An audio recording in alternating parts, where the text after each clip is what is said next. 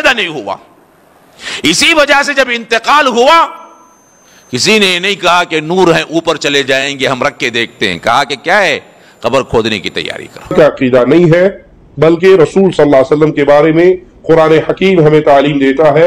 سورۃ کہف آخری آیت ہے, قل اے نبی کہو انما انا بشر مثلکم, میں تمہارے جیسا انسان ہوں.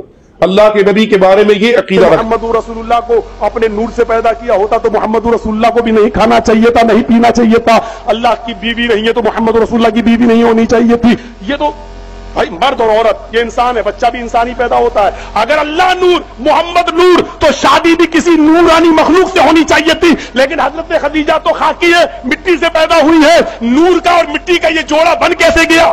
دیکھیے احادیث کے اندر جو موجود ہے, جو حضرت جابر بن عبداللہ سے روایت موجود ہے, جو مصنف عبد الرزاق میں ہے. مصنف عبد الرزاق کا یہ نسخہ تو مفقود تھا لیکن پایا گیا. لیکن اگر کوئی موجودہ مفقود نسخے کو صحیح نہ بھی مانے تب بھی امت نے تقریباً آپ سمجھ لیجیے کہ 800 سال سے زیادہ ہر سیرت کی کتاب میں اور ہر معتبر تفسیر میں اس کو باقاعدہ طور پر علماء نے حضرت امام عبد الرزاق محدث کی طرف منسوب کر کے کہا ہے کہ عبد الرزاق نے اپنی مصنف میں اس بات کو نقل کیا ہے کہ حضرت جابر نے جب حضور سے پوچھا تھا کہ یا رسول اللہ صلی اللہ علیہ وسلم اللہ نے آپ کو کیسے پیدا کیا اور آپ کب پیدا ہوئے, تو حضور سید عالم نے فرمایا تھا یا جابرو ان اللہ تعالی خلق قبل الاشیاء نور نبیک من نوری.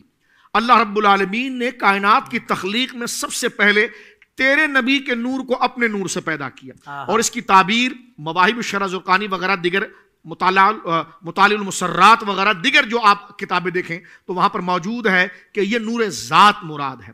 لیکن نور ذات سے مراد یہ نہیں ہے کہ اس سے گویا کہ کوئی ٹکڑا ہونے کا اعتبار آ جائے یا جزئیت کا ہو جائے. اعلیٰ حضرت امام اہل سنت کا پورا رسالہ اسی غلط فہمی کے رد کے اوپر ہے. کہا جاتا ہے کہ جی آپ بتائیے کہ جب آپ حضور کو کہتے ہیں نور من نور اللہ, اللہ کے نور میں سے نور, تو من کا معنی تو ٹکڑے کے ہوتا ہے. جیسے کہا جائے اخذت المال من الکیس, میں نے آپ کی تھیلی میں سے کچھ مال لیا, تو کچھ کا معنی تو یہ من نے دیا. میں نے کہا جی بالکل, من تبیز اور بازیت کے لیے آتا ہے. تو کہا یہ نور من نور اللہ کا معنی کیا ہوگا کہ یہ اللہ کے نور کا ٹکڑا. میں نے کہا جلد بازی نہ کریں, کیا من صرف بازیت کے لیے آتا ہے یا بیانیہ کے لیے بھی آتا ہے اور خاص ترتیب سے تشریف کے لیے بھی آتا ہے؟ اور اگر پھر بھی آپ تسلیم نہ کریں تو بتائیے اللہ کیا کہتا ہے.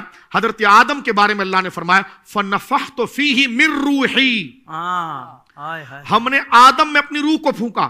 تو یہاں پر دیکھیں اللہ نے حضرت آدم اور اپنے درمیان من کا لفظ قرآن استعمال کرتا, من روحی. تو کیا یہ معنی کیا جائے گا کہ رب کی روح اور گویا کہ اس شان کا ٹکڑا ہو گیا, آدھا چلا گیا حضرت آدم کے پاس؟ نہیں, بلکہ وہاں پر معنی کیا جاتا ہے من شرفی, یعنی اللہ کے روح سے شرف پانے والا. تو یہاں پر بھی جب یہ کہا جاتا ہے نا کہ من نوری, نور من نور اللہ, اللہ کے نور میں سے نور, اس سے مراد یہ کہ اللہ کے نور سے شرف پانے والا, اللہ کے نور کا مظہر, اللہ رب العالمین کے نور کی جلوہ گاہ. جس جوئی بات جو قرآن کریم کے اندر ذکر کی گئی ہے کہ وَنَفَخْتُ فِيهِ مِن رُوحِي.